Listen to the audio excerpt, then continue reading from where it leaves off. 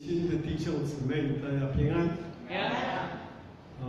我也感谢上帝，今天能够到我们建成教会，在这里正道，跟大家一起在主里互相勉励，我觉得是我的荣幸。为什么这么说？因为我去年在台湾最后一次来讲道，就是这个教会，建成教会。我讲完了第2个礼拜，我就到美国的夏威夷 Honolulu， 中文翻译成檀香山，我到那里的一个教会去当牧师，一直到今年的5月，我才回到台湾来。那我是想说我好好休息一下，因为年纪也大了嘛。你们看不出我是几岁啊？我是今年78岁啊。好，那没有想到，我刚刚在想的时候，贵教会的丽娟姐就打个电话给我，说：“哦，牧师你回来了。”我说：“是啊。”她说：“正好，我们今天这个礼拜。”我们教会的诗班要到外面去献诗，所以呢，我们想找位牧师来讲道。那你可以来讲吗？我说我当然可以，因为我回来还没有人邀请我啊。正好又是建成教会，所以我从美国回到这里来第一个教会讲道就是在这里，我觉得非常荣幸。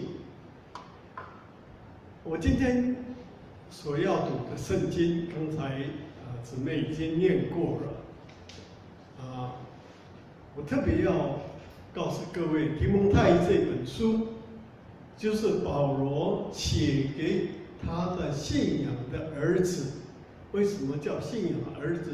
就是因为保罗第2次传福音的时候，他到路斯德，路斯德是今天土耳其中部的一个城市。他到那里的时候，他找到一个年轻人，他名字叫提摩太，然后保罗把福音传给他。这个年轻有为的年轻人就愿意跟着保罗一起学习这个福音。那保罗就训练他成为传道人。然后保罗又做了第3次传道旅行，第4次传道旅行。在这个时候，提摩太是被保罗交代，你可以到以弗所这个地方去当牧师。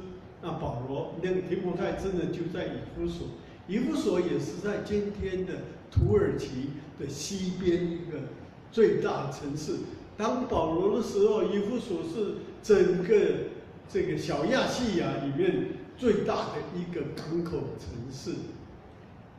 保罗写信给他的时候，正好那个时候，罗马帝国的皇帝开始在迫害基督教徒，因为他认为基督教徒就是那个犹太教的这一个旁系，或者说犹太教的一个异端，所以他不喜欢，所以他不希望基督教这些人兴旺起来，所以罗马帝国皇帝迫害教会的时候，保罗赶快写了一封信给他的信仰的儿子。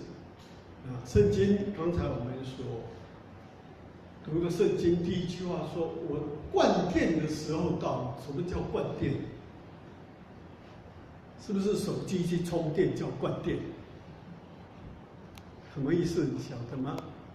有时候我们读现代中读这个和合本的圣经，有一些用词，我们现在中文已经不用这些名词。灌电的意思，用现代的语言来说，就是我要牺牲我的生命，被献为祭的时候到。因为古时候他们异教徒，假如在大节庆的时候，为着要庆祝这个神明，就像希腊，他们的主神是什么？各位，你晓得希腊的主神是什么吗？主要的一个神，寿司，不是那个日本的寿司不是寿司是寿司这个主神。他们为了庆祝这个寿司，所以就会抓一个人来把他砍头，然后献作为祭给寿司，表示他们的诚意。好，保罗就利用这个名词说万殿就是这个意思。我呢要被杀，然后被献祭的时候已经到了。弟兄姊妹，你晓得保罗真的是神的一个所使用的使徒，真的，你晓得保罗是怎么死的吗？被砍头的，谁砍他的头？罗马帝国一个很伟大、很著名又很凶残的一个皇帝，他的名字叫什么？尼罗。你们有没有看过尼罗的电影片《暴君粉尘录》？有没有？有没有看过？看过的人举手。好，只有一个比较年纪大一点的。你们，我也是小时候看啊。我请各位，你们有在看那个租影片的、看的，你们一定要去租这个《暴君粉尘录》。你们去租这个影片来看。那这个影片就是在描写那一位暴君叫做尼罗，他怎么样压迫、杀害基督徒的这个影片。他这个人是我说残忍，因为他看他的妻子不顺，所以把他妻子抓来杀掉，他另外换一个妻子太太。他母亲晓得这件事情，当然非常生气，说：“你当一个王，你杀掉你自己的妻子，你想想看，人民怎么会尊敬你？你晓得这个尼罗有多惨吗？妈妈，你们给恭维了，喊你们抬呀，把妈妈给杀掉，有没有够残忍？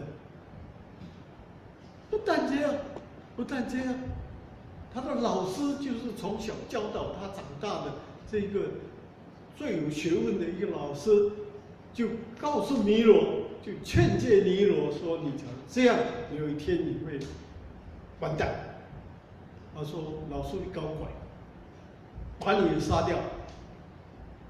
你想想看，杀了妻子，杀了母亲，又杀了老师，你晓得吗？这个人没有好结果了。我告诉各位。”最后是怎么样呢？他自杀而死的，他杀的不够，连自己都杀。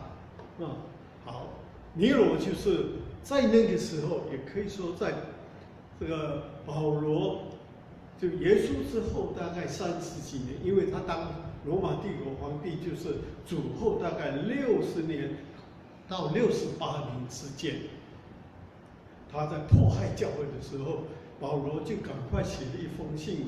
给他信仰的儿子，就是提摩太，告诉提摩太，你要在怎么样在这个迫害奸人的时候，你要好好带领你的这些信徒往前走，不要往后退，不要把信仰都丢弃掉了。好，刚才我们所念的这提摩太后书第4章，就是保罗所写给提摩太的一封书信，告诉保罗，告诉提摩太说，怎么样？当跑的路我已经跑完了，保罗告诉他，当守的信仰我也守住了。此后，上帝要从天上给我一个奖赏，就是我得到救恩。保罗也告诉提摩太，不是只有我能够得到，这凡是信耶稣的人都能够得到这种救恩，从耶稣基督而来的救恩。所以保罗劝勉他年轻的提摩太，要真的虔诚带领他教会的信徒往前奔走。说往前奔走，我要读一段的圣经。啊，你们听听看，你们不必翻圣经，你听念这一段圣经。保罗就是同样用这种背景，在写一封信给教会，他是这样写的：这不是说我已经得着了，已经完全了，我乃是竭力的在追求，或者可以得到基督耶稣，所以得着我的。然后他下面说：弟兄们呐，古代的时候，他们标准的写信方式，都只有写弟兄们，其实是包括姊妹，但是当时的风俗就是这样，没有把姊妹放在里面，就是弟兄们呐，我不是以为自己已经得着了，得到了救恩了，不是，没有。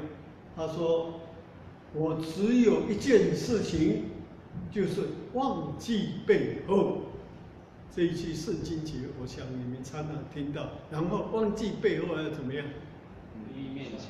努力往前面，努力往前面去走，努力往前面。然后在14节一开始，保罗就这样说：我要向作标杆之跑，我要向作标杆之跑。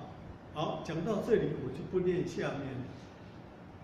当保罗写说我要向标杆之跑的时候，他写给教会的众信徒姊妹。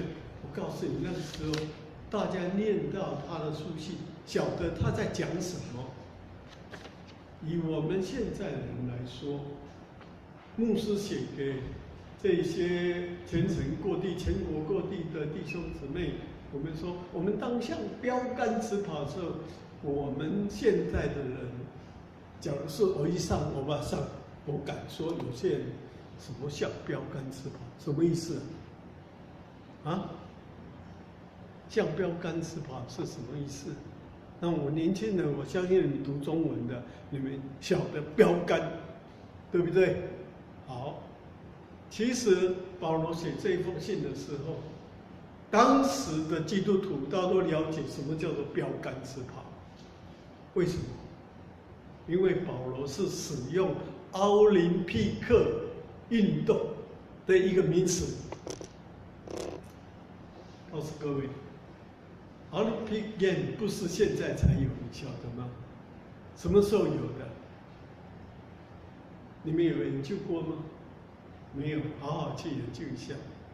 我稍微介绍给你，因为我到过那个地方，我已经看了那个奥林匹克点火的那一个山脚下开始，你想每一次奥林匹克运动会要开始，就是从那个原地点火，让这个要接受的这个国家一个一个世界上各国大都是这样跑，最后跑到什么地方？到要举办的那一个地点。好，2020年奥林匹克 game 在什么地方？2020快要到了，我相信你们当中一定有人急做，大概1年前你就要买机票，不然你别想去哦。2020在日本东京要举行 Olympic Game， 好，那每4年举行一次，所以2020举行。那前面呢，2016去年在什么地方举行？你们没有看电视吗？啊，这种运动你们都不知道啊？不会吧？看了忘记了，我想是这样。2016是在巴西的 Rio 举行的，2016，因为我是在美国看电视，那个时候我在美国，我的家在那边。然后2012年就是又那个前面的4年，在什么地方举行？啊？2012的奥林匹克 game 在什么地方？在英国伦敦举行。那个时候呢，我也很幸运，因为我在日本，我住在那个 Osaka， 就是大阪，我在大阪那边住。所以我也是从大阪日本的 NHK 这是世界上可以说数一数二好的一个电视台 NHK 我在那边看奥林匹克。好，奥林匹克运动是在耶稣以前776年，776年。所以换句话说，当保罗跟提摩太跟耶稣他们生成的那个时代，奥林匹克 Game 已经举行700多年了。当然，耶稣也晓得有奥林匹克 Game， 保罗也晓得奥林匹克 Game。保罗是因为这样，所以把那个 Game 的名词拿来用在他写给信徒信里面。所以说，你们要往标杆直跑，就是这样的意思。好，每4年举行一次的奥林匹克 Game， 其中最著名的一些活动 ，wrestling 第一个就是摔跤但是我告诉各位你们去读研究所，最初我也不晓得，当时奥林匹克 Game 举行的时候，女孩子不能够去看。你们会觉得很奇怪，为什么女孩子不能去看？因为那个 Game 里面有男孩子赤身裸体啦，没有穿衣服啦，一起在那边摔跤啦。甚至于罗马帝国的皇帝尼罗，刚才我说的，他很喜欢这个运动。他当一个皇帝也脱光身体所有衣服，要下去跟人家比赛，连皇帝都要脱。因为什么要脱光身体衣服？因为当时举行这种 wrestling， 就是摔跤这种比赛，很粗鲁的动，所以身体不能够带任何什么刀子、暗藏武器，那你把衣服都脱光就藏不了了，对不对？是这样。好，除了这个 game 以外，马拉松到今天我们还在进行，对不对？马拉松运动也是著名的一个 game 在那里面。好，我请问各位，马拉松你们听了很久，你晓得马拉松要跑多远吗？马拉松要跑多远吗？全马42，半马告诉各位，26里，42公里，26里路等于42公里，要跑那么远，这个叫马拉松的竞赛。那我本来也不太晓得，是因为我一个弟弟的儿子，他是美国一个律师，他娶了一个太太是韩国人，而这个韩国女孩子是代表韩国参加亚运的马拉松选手。然后我有机会跟他在交往在谈，因为亲戚嘛，我就问他一些马拉松，我讲了很多马拉松的故事给我听。我那个时候他也是问我说：“你想马拉松要跑多远吗？”我说：“我不知道。”他说：“我告诉你26里，42公里。”那跑马拉松这种长远的路的人，成功的秘诀在哪里？他告诉我说，就是马拉松的选手能够成功，就是在从你一起跑到你最后1公里那一段路程的时候，你要很平稳的、非常有秩序的在跑。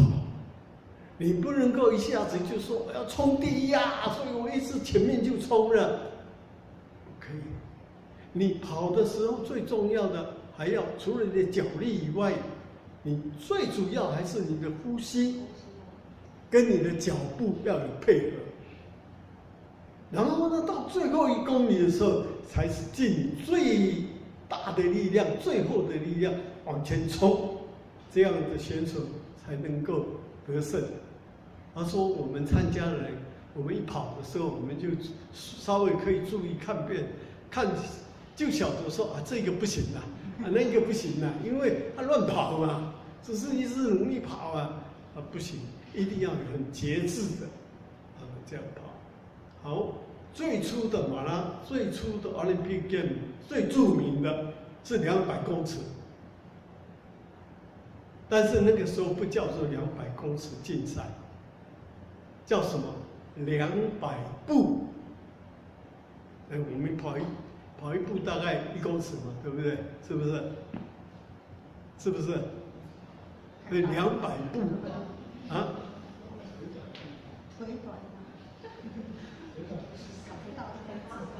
啊，200公尺。然后呢，200公尺的外面就有树立一个旗子在那边，所以所有运动员预备起跑的时候呢，大家都往那个目标全神贯注的看着前面，努力跑，努力跑。你在跑的时候不能够说看一看，我的女朋友有没有来啊？我爸爸有没有来啊？不能这样跑的话，你不会得到胜利。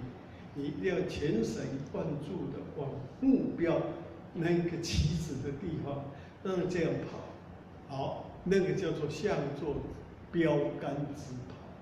耶稣的时代，我不晓得耶稣有没有看过吗 ？Olympic Game 啊，但是我敢保证保罗一定看过，因为保罗到希腊各地去，对不对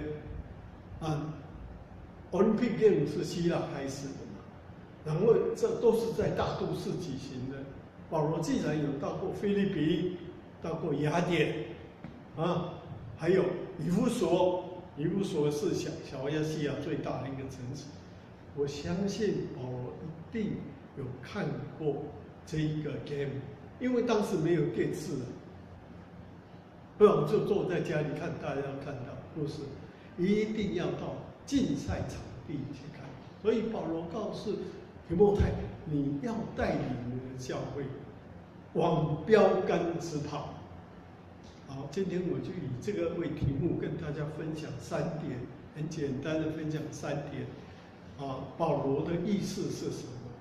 第一，保罗说，我们要向作台语这样说，所彩标所彩标来照。好，中文就是说向标杆直跑。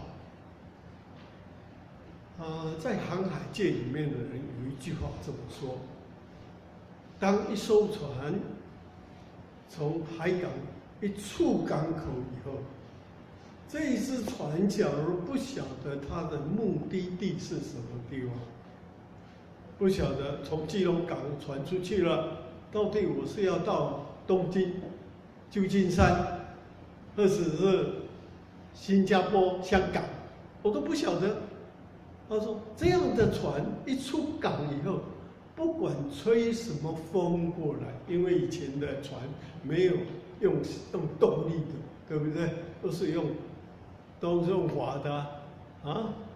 他说，假如一艘船出去的港口里，不晓得它的目的地在哪里，无论吹什么风来，他都觉得这个是逆风，对我是不好的就相当相塞了。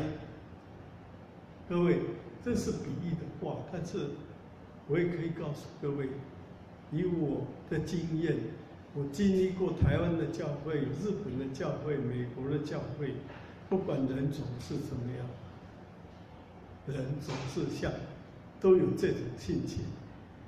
一个没有目标生活的人，我告诉你，遇到什么事情都相当相塞了。这个对我不好，那个为什么要做这样？不然我假如没有这些困难，没有这些逆风，我早就成功了。告诉你，那种人不会成功的。你们读到很多成功伟人的传记著作，是怎么成功的？就是他克服了一些困难，对不对？克服了一些困难所以他才会成功。爱迪生成功，是因为他有10000次的错误，那第10001次的时候他才成功。他假如不要说10000次、100次后他就放弃 give up， 也没有办法成功。爱因斯坦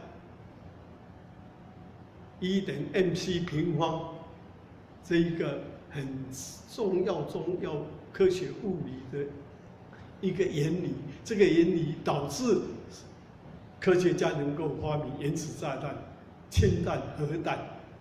但是你晓得，爱因斯坦并不是很顺利成功的坐那个高雄什么高铁啊，好舒服哦，就到了那个1等 mc 平方。他也碰到很多的困难问题，家庭的问题，国家的问题。他是德国人呢，当他要到美国去的时候，美国调查局、美国的联邦，你知道，询问了他好多问题，拒绝他到美国来。但是就是因为他努力往前面走，他才能够成功。他假如没有到美国，我告诉各位，爱因斯坦完了。为什么完了？因为过不久以后，希特勒掌权了。希特勒掌权的时候，第一个修理的是谁？你们晓得吗？犹太人。犹太人，爱因斯坦是犹太人，所以一定会被整掉的。好，一个人成功就是他有努力一个目标。好，我那个目标还有很多困难，没错，但是我就向标杆直跑，这样才能够成功。讲到这里，我就想到好几年前我读了美国的这个商业周刊，叫《Business Weekly》，到现在还有这个杂志，是世界上顶级的这个杂志。假如你们有时间，现在很好，已经有中文的翻译版。当初我年轻的时候没有中文的翻译版，还是要去印读那种英文的版，有时候一知半解的。Business Weekly， 我相信是你们在座年轻人应该看的一个好杂志。它里面有谈到经济的，谈到政治，谈到人文的，谈到科学的，各方面知识都有。这个商业周刊曾经做了一个调查，调查什么？调查美国的这些企业家的后代，第2代、第3代到孙子，他们的生活习惯、观念等等，他们调查完了以后呢，发表了一个令全世界都很惊喜、想不通的一个问题、一个情况。他们说，他们调查结果，这些大企业家的儿女，80%生活了无趣味，人生没有目标。为什么？为什么？因为我的爸爸、我的阿公留很多钱，我用都用不完呢。我还努力干什么？我还努力干什么？天天就吃喝玩乐，人生哪有什么？还有什么好目标？努力。就因为这样 ，Business Weekly 做这种调查以后，他们美国才开始注重怎么样去辅导这些大企业家的儿女们，怎么样把他们鼓励这些爸爸妈妈、阿公，你们不要把钱都留给你的儿子啊，不要，你捐给公益事业啊，让你儿子有一点点可以发展的这个钱，这样就好。其他你自己去努力，其他你没有自己去努力拼，你怎么晓得要拼出一个大企业的那种酸甜苦辣？人生没有目标，就像这些企业家的儿女，商业周刊说，他们都是人生没有奋斗的目标。我们教会也是这样，我们教会也是一样。假如一个教会的牧师、长老、执事，以为说哦，我们有一个很漂亮的礼拜堂了啦，我们教会的经济也差不多了，我们大概有200-300个人、300-500个人，这样够了，就这样就好了。假如有这样的一个教会，我告诉你，不要再几十年，这个教会就落伍了，你就没有了。为什么？因为没有奋斗的目标了嘛。心满意足，不必再做什么传福音的工作。所以我们个人也一样，一定要有一个人生奋斗的目标那个目标去走。不管你的目标是什么样，不管你的环境是什么样，但是你要知道，你所做的每一件事情，都跟你人生的目标、跟你人生成就有关。有一个故事这么说：在法国有一个农家，他有很大的田地，然后他专门在种一些食物、面粉等等这些。他家里有1头驴子，还有1头马。驴子跟马两个动物是很要好朋友。有一天，主人就跟马说：“我要出门远行，你要准备好我要你带我出去。”然后他交代驴子说：“驴子，你在家里你要在模仿。你晓得，驴子以前在欧洲的这个社会，就是专门对下麦啊，你知道磨这个麦粉磨麦粉的你就在家里好好磨麦粉骑马出去。这个马真的走过一个山坡又一个山坡，一个小都市又一个大都市经过河水，经过平原等等，然后很久以后他回来了，很累，非常累。但是这个马就分享给那个驴子说：“我这一趟出去，看到哪一个漂亮的这个都市，哪一个是美丽的山丘或者森林，我带着主人这样走虽然很辛苦，但是我觉得好好哦。”那个驴子告诉马说：“我要是像你这样，我会累死，走这么远的路。”马跟驴子说：“其实不然你要晓得你跟我都走一样的远的路驴子说：“哪里有？我还不是这样一个模子这样走，二走又回来，二走一个又回来。”马说：“不是这样，你要了解，我是往前走，然后往后又回来。而你呢，虽然是这样磨，这样走，这样走，这样走，但是你走的路程跟我走的一样多。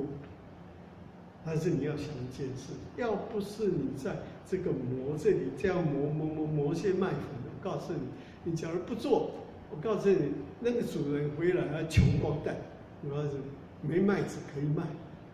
就感谢你有磨麦子，那我马跟我们主人才能够享受在这里田庄的美好生活。”各位青年朋友，我们在教会里面，有些人是当马，有些人是驴子，有些人可能有轰轰烈烈、很远程的路在走，有些人可能就是只在教会这一带做教主日学，从20岁教到50岁还在教，好像觉得自己没有什么用处。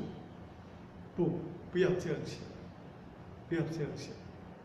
我们要晓得，上帝给我们不同的天分，我们不同的工作，但是呢，记得我们是往目标在走，往标杆走。假如你用这种态度，你去看你的人生，你就发现上帝怎么好好用你往标杆直跑。第二，我要跟大家一起思考，就是当我们在往标杆直跑的时候，我们要记得，我们要很平平稳稳的，大家保持相同的速度往前在奔走。没有架构车子的人，特别是在高速公路跑，高速公路的车子每一个人都是70、80，甚至有些人可以开到100，对不对？感觉我这次从美国回来，我5月开始看电视，我看了以后很震惊，我不太想看台湾的电视，为什么你晓得吗？当然不要讲那些什么社会运动什么改革啊等等，那时候什么一例一休啊这些。我是说，台湾的电视好像每一天一定要报道哪里有车祸，什么车死的，哪有人家拿西瓜刀杀人呢？一定都有。我说越看怎么越觉得好，怎么台湾的社会就是这样？为什么会有车祸？就是前面的人驾一驾，他要想慢，他就慢下来了，后面的人不晓得撞上去了，对不对？常常有这样。然后呢，还有一些汽车真的是不守规矩，这样飙来飙去，他以为每一个人都像他技术那么好，但是有的人是刚才考到驾照上highway的，还没有办法去应付像这个时快时慢的这种速度。我讲这一个例子是要告诉各位，我们建成教会的弟兄姊妹，我们要有合一的心，我们要团结在一起。我们每一个人都真的是像驾汽车在高速公路，天国的高速公路在走。我们大家保持平稳的速度，大家互相关照，互相照顾，大家注意看这些同伴，一起走，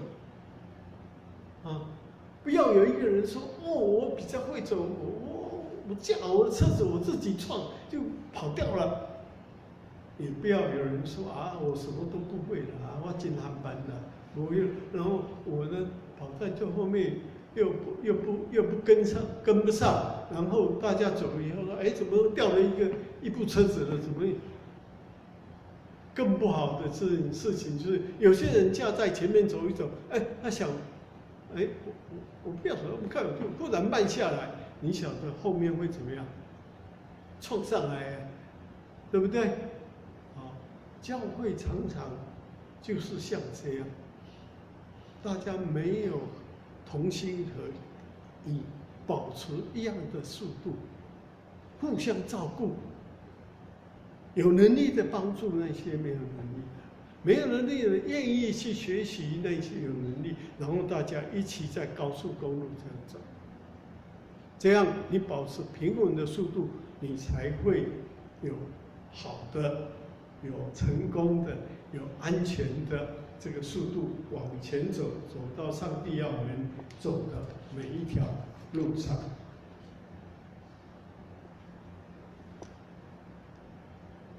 最后我要说一点，就是往标杆直跑的时候，大家要注意一个态度，就是你要有耐心，你要有耐心。天国的路不是你今天信耶稣，那明天你就到天堂，最好不要这样，拜托除非你们发生什么事故，半路被车子撞死了。我们每一个人到教会来，我们在追求信仰这条路程是非常漫长的一条道路。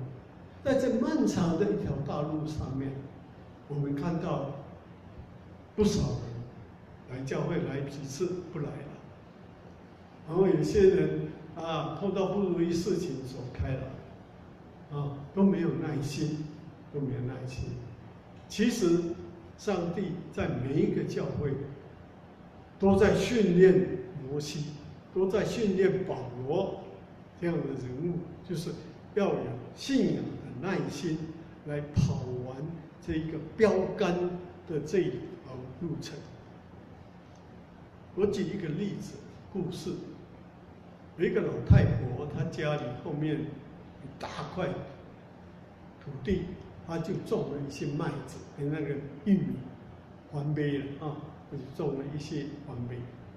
然后等到要收成的时候，这个环杯里面有一穗就长，她觉得自己是全麦这个玉米园里面最漂亮的一个麦子，好，所以他自己就想，当主人来收成的时候，我一定是第一个被采收下来的玉米。所以当那一天这个老太婆拿着篮子来收玉米的时候，一直采，采到他那边有跟他看一看，但是没有采他。然后就采后面的，他就想，怎么这个老太婆眼花了？我这么棒的玉米，为什么不采我呢？他很嫉妒，为什么老太婆去采那一个？他大概今天忘记了，好，明天一定会。第二天老太婆也来了，也是在采这个玉米，然后也从他的旁边走过去，但是也没有动手去采它。